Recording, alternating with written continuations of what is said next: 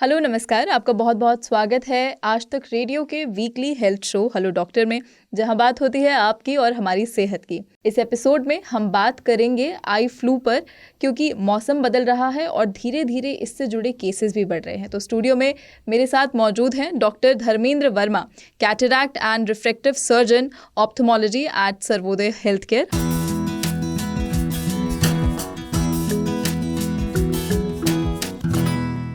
Hello doctor, आपका बहुत बहुत स्वागत है हमारे शो में। डॉक्टर, बिल्कुल बेसिक से शुरुआत करते हैं। हम आई फ्लू की बात कर रहे हैं, एग्जैक्टली ये बीमारी क्या होती है?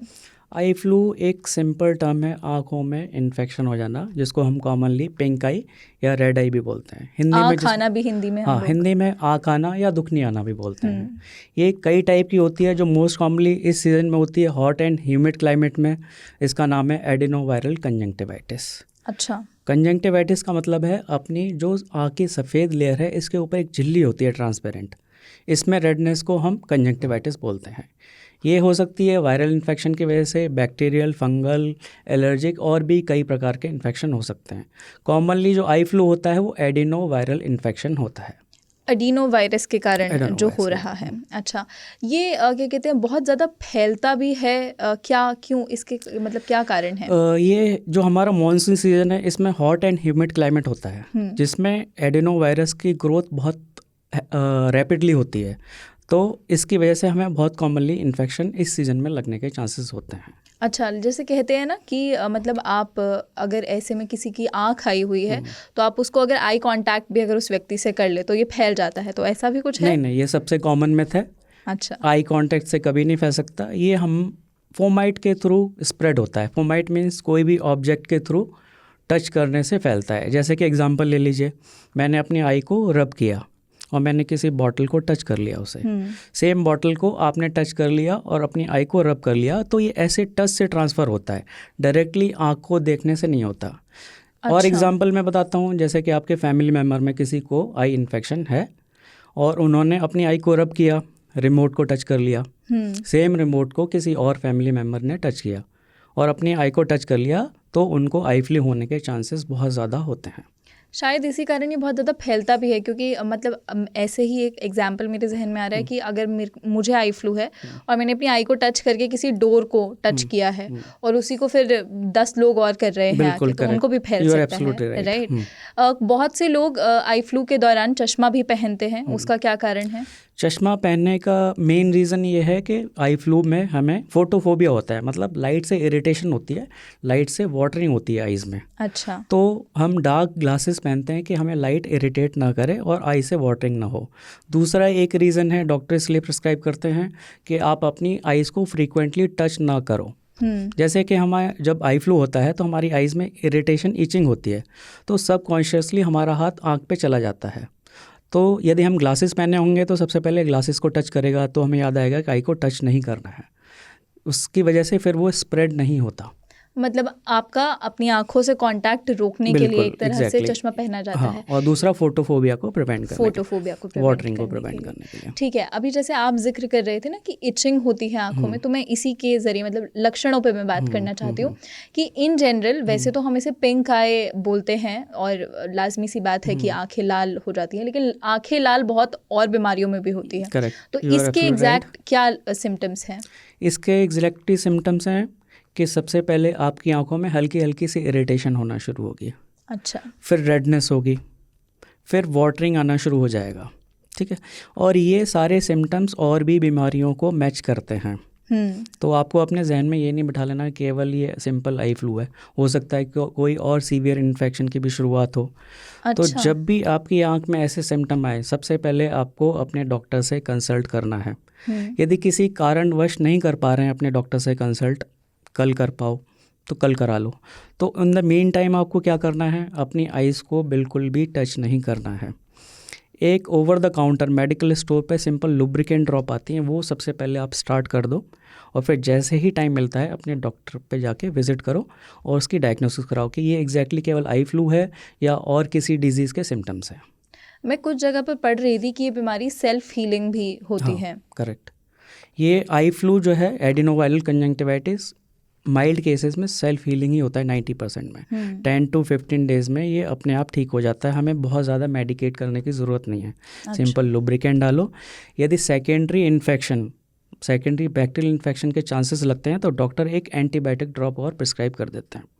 ठीक है। और यदि ये कभी कभी सीवियर केसेस में कन्वर्ट हो जाती है तो उस केसेस में डॉक्टर के पास और भी ऑप्शन होते हैं, जैसे वेरी माइल्ड स्टेरॉइड दे सकते हैं, वासो कंस्ट्रिक्टर एक ड्रॉप होती है वो दे देते हैं। वो डॉक्टर डिसाइड करेंगे कि आपको कौन से फेज़ में है, आपको माइल्ड वाला है, मॉडरेट है, सीवियर है। सीवियर में मतलब कैसे होता है, क्या होता है सीवियर? सीवियर में आपकी आंखों की पलकें चिपकने लगेंगी, आंखों से पस आना लगेगा, आंखों में काफ़ी पेन होगा आपको। अच्छा। कभी कभी मेम्ब्रेन जैसी भी चीज़ें बन जाती हैं आंखों में, बहुत इरिटेट करती हैं आपको, रात को नींद आने में प्रॉब्लम होगी, तो वो सीवियर केसेस में।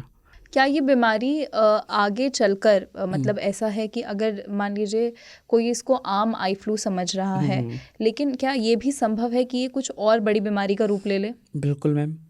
यदि मान लो कि आपने इसको प्रॉपरली ट्रीट नहीं कर पाई या सेल्फ लिमिटिंग हीलिंग नहीं हो पाई इसकी, तो ये कॉम्प्लिकेशन में कन्वर्ट होना शुरू हो जाती है। जैसे कि मोस्ट ड्रेडेड कॉम्प्लिकेशन है ऑर्बिटल सेलुलाइटिस। इसमें हमारा जो बोनी सॉकेट होता है आई के अराउंड, इसमें पस फॉर्मेशन स्टार्ट हो जाता है। अच्छा। वो काफ़ी ड्रेडेड डिजीज़ है।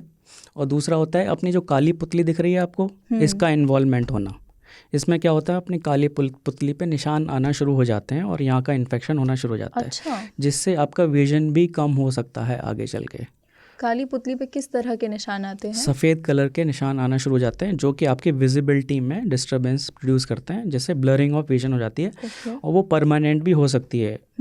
तो सबसे पहले आपको अपने डॉक्टर के पास जाके मिलना है और आपको डायग्नोसिस प्रॉपर कराना है और प्रॉपर ट्रीटमेंट लेना है। थोड़ा मैं इसी पे और समझना चाह रही थी कि किस तरह के निशान, मतलब डॉट साइज्ड होते हैं या बड़ा कुछ पैच टाइप दिखता है?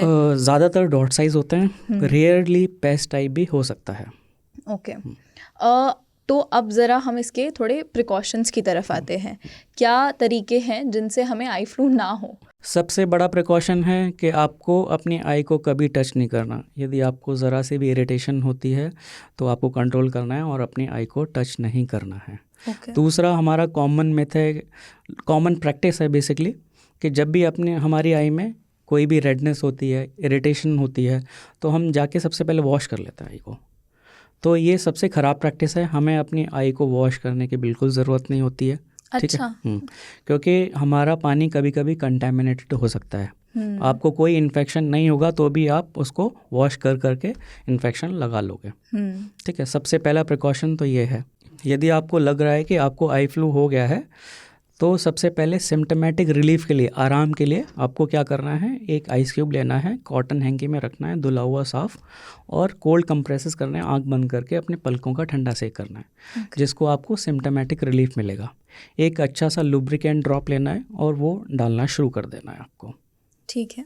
तो मतलब पहला कि आप अपनी आँखों को जो है आइस वाला जो आपने बताया उससे आप वो कूलिंग के लिए, और दूसरा आपका लुब्रिकेंट आई ड्रॉप्स। ठीक है। और तीसरी चीज़ मैम, यदि मान लो किसी को फैमिली मेम्बर को आपको आई फ्लू हो गया, आप उसको थोड़ा सा आइसोलेट कर दो।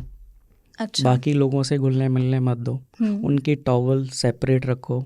उनके टॉवल, पिलो कवर्स आप बिल्कुल भी किसी और के साथ शेयर ना करो, ताकि वो मतलब किसी और पे भी फैले ना, क्योंकि बहुत हाईली फैलने वाला कंटेजियस है, राइट? ओके। अगला सवाल डॉक्टर, इसके ट्रीटमेंट पे मैं बात करना चाहती हूँ कि आपके पास जब कोई पेशेंट आता है तो आप उसको क्या क्या चीज़ें हैं, क्या क्या दवा बोलते हैं कि भाई अब इस तरह से इसका ट्रीटमेंट करना है? जब हमारे पास पेशेंट आता है सबसे पहले हम उसको अपने स्लिट लैम्प पे एग्जामिन करते हैं, देखते हैं बेसिकली केवल आई फ्लू है या सेकेंडरी इन्फेक्शन भी लग चुका है। यदि सिंपल आई फ्लू है तो हम उनको बेसिकली 2 ड्रॉप्स देते हैं। एक लुब्रिकेंट ड्रॉप होती है, एक एंटीबायोटिक ड्रॉप होती है। इसमें एंटीबायोटिक का कोई रोल नहीं है, but to prevent secondary infection, मतलब कोई और इन्फेक्शन ना लग जाए उसके लिए हम एंटीबायोटिक देते हैं। जैसे मैंने बताया सेल्फ लिमिटिंग है। हाँ। एंटीबायोटिक केवल हम सेकेंडरी इन्फेक्शन को प्रिवेंट करने के लिए देते हैं। ओके। ठीक है। और हम उनको, जैसे कि कोई एडल्ट है, एडल्ट को कंजंक्टिवाइटिस है, तो हम उनको बोलते हैं कि आप ऑफिस से अपना 3-4 दिन का रेस्ट ले लो, अभी ऑफिस ना जाओ, क्योंकि हाईली कंटेजियस होती है, किसी और को ऑफिस में स्प्रेड हो सकती है। तो हम उनसे बोलते हैं आप 3 to 5 डेज़ का एक ब्रेक ले लो। यदि किसी बच्चे को होती है तो हम बोलते हैं कि कम से कम 7 to 8 डेज़ का आपको स्कूल से छुट्टी लेना है, ठीक है। और उनको हम हाइजीन वाली सारी चीज़ें समझाते हैं कि जैसे कि आँख से पानी आता है तो आपको क्या करना है, हैंड की यूज़ नहीं करना है, अपने हैंड से क्लीन नहीं करना है। आप ऑकुलर वाइप्स आते हैं, आँखों को साफ़ करने के अलग से वाइप आते हैं, आपको नॉर्मल वाइप से नहीं क्लीन करना है क्योंकि उसमें अल्कोहल हो सकता है, वो आपके आई को डैमेज और ज़्यादा कर सकता है। तो ऑकुलर वाइप्स होते हैं, उनसे आपको क्लीन करना है। और ख़ास ध्यान रखना है, यदि आपको एक आँख में कंजंक्टिवाइटिस है तो सेम वाइप को दूसरी आँख में टच नहीं करना है। यदि मान लो आपको दोनों आई में कंजंक्टिवाइटिस है तो दोनों आइज़ के लिए अलग अलग वाइप्स लेना है। इस आँख के लिए अलग वाइप लेके पोंछ के फेंक देना है आपको, इस आँख के लिए दूसरा वाइप लेके पोंछ के फेंक देना है आपको। ऐसा क्यों? क्योंकि ये बहुत सारे सीरोटाइप्स होते हैं इसमें, ठीक है, क्रॉस इन्फेक्शन के चांसेस होते हैं। कभी भी आपको सेम वाइप दोनों आइज़ के लिए यूज़ इसलिए नहीं करना है, क्रॉस इन्फेक्शन हो जाएगा, डिले हो जाएगी आपकी हीलिंग। मतलब अगर जैसे हमारे पास एक टॉवल टिश्यू पेपर अगर है तो हम उसके अलग अलग, जैसे आधे भाग से हमने एक आँख को पोंछा, आधे से एक दूसरा, ऐसा भी ना करें, वो कर सकते हैं, वो कर सकते हैं, ठीक है। लेकिन सेम वाइप को आपको यूज़ नहीं करना, सेम को नहीं यूज़ करना है, ठीक है। जो आपकी इधर जो वाइप का पोर्शन आपका इधर वाला लिक्विड कैरी कर रहा है उसको दूसरी तरफ नहीं। और हमेशा याद रखें कभी भी आई वॉश नहीं करना है आपको। Hygiene is very important but I wash नहीं करना है, ठीक है। ओके, इस चीज़ का ओके। डॉक्टर कुछ ये मेरा थोड़ा मॉम स्पेशल क्वेश्चन रहता है। इन जनरल आई फ्लू पे तो हमने बात की, लेकिन आँखों की सेहत को लेकर मम्मियों की चिंता वैसे काफ़ी ज़्यादा होती है क्योंकि अब बच्चों का स्क्रीन टाइम वगैरह भी सब बहुत बढ़ गया है और चिंता होनी भी चाहिए। हाँ तो हम लोगों को, हम अपनी डाइट में ऐसे क्या बदलाव कर सकते हैं जो कि हमारी आँखों की सेहत के लिए अच्छे हो? देखिए, डाइट में बहुत ज़्यादा बदलाव करने की ज़रूरत नहीं है अनलेस आप हेल्दी डाइट नहीं ले रहे हैं। तो हेल्दी डाइट में इंक्लूड होता है रोज़ाना एक ग्रीन वेजिटेबल होनी चाहिए, एक हरी सब्ज़ी घर में बननी चाहिए और सब लोगों को खानी है। वो 1 या 2 कोई फ्रूट होना चाहिए, 1 या 2 कोई मिल्क प्रोडक्ट होना चाहिए। बहुत ज़्यादा जंक फूड नहीं खाना है क्योंकि जंक फूड से बच्चे कैलोरीज ले लेते हैं, बाद में हेल्दी फूड नहीं खाते हैं, ठीक है। और diet specially vitamin A rich diet उन लोगों के लिए हम रिकमेंड करते हैं जिनको आई में कुछ विटामिन ए डेफिशिएंसी के सिम्टम्स होते हैं, उनको हम डाइट भी रिकमेंड करते हैं और मेडिकेशन भी देते हैं। तो आपको स्पेशली बहुत ज़्यादा कुछ नहीं करना, बस एक हेल्दी डाइट लेनी है आपको, ठीक है।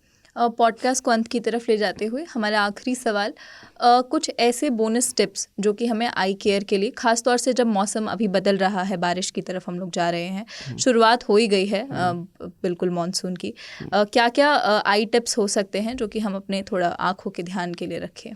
सबसे इम्पॉर्टेंट, मैंने कई बार इस पॉडकास्ट में बोला, आपको अपनी आइज़ को टच नहीं करना है, बिल्कुल, ठीक है।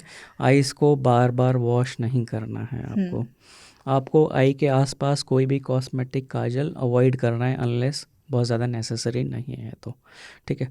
रबिंग बिल्कुल नहीं करनी है आइज़ की आपको। और इसके अलावा मैं 1-2 टिप और देना चाहूँगा जो कि आपने नहीं पूछा, जैसे कि हमें रूटीन टेस्ट कराते रहना चाहिए बच्चों का। अच्छा। जब बच्चा छोटा है वो आपको एक्सप्रेस नहीं कर सकता कि उसको ब्लर दिख रहा है, तो उसका चश्मे का नंबर बढ़ता जाता है, उसको ब्लरिंग होती जाती है, और हम टाइम पर चश्मा नहीं दें तो उनको लेज़ी आई डेवलप हो जाती है।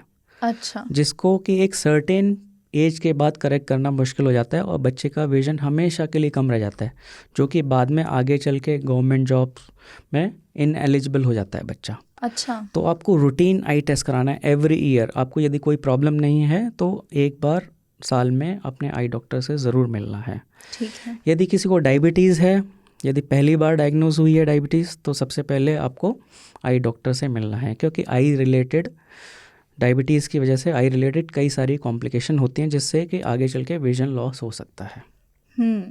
तो मतलब ये तो लेज़ी आइज़ और डायबिटीज़ वाला जो आपने बताया, इस पे तो हम अलग अलग मतलब और एपिसोड्स बना सकते हैं। बिल्कुल, डेफिनेटली काफ़ी लंबे टॉपिक्स हैं। एक और चीज़ बताना चाहूँगा, आजकल जैसे कि हमारी न्यूक्लियर फैमिली है, हम पेरेंट्स होके अपने बच्चे पे ज़्यादा टाइम स्पेंड नहीं कर पाते, हम दोनों वर्किंग हैं, तो हम क्या करते हैं, बच्चे को टीवी चला के छोड़ देते हैं या मोबाइल दे के छोड़ देते हैं। ये सबसे गलत प्रैक्टिस है।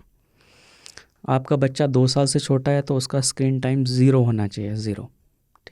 2 to 5 ईयर्स का है मैक्सिमम 1 आवर, वो भी एजुकेशनल वीडियोस एजुकेशनल कंटेंट होना चाहिए।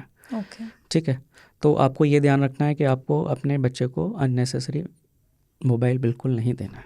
ठीक है, तो अपना एक तो साल में ज़रूर अपना आई टेस्ट करवाएं जैसा डॉक्टर ने बोला। इसके अलावा मौसमी बदलाव के चलते अगर आप भी आई फ्लू की परेशानी से परेशान हैं, क्या आपके आसपास के लोगों को अगर आई फ्लू की समस्या हो रही है, तो ये पॉडकास्ट, ये एपिसोड आप उन्हें ज़रूर रेकमेंड कर सकते हैं। विस्तार से हमारी बात हुई डॉक्टर धर्मेंद्र वर्मा से। इसी तरह के किसी और एपिसोड में आपसे फिर मुलाकात होगी। सुनते रहिए आज तक रेडियो। नमस्कार।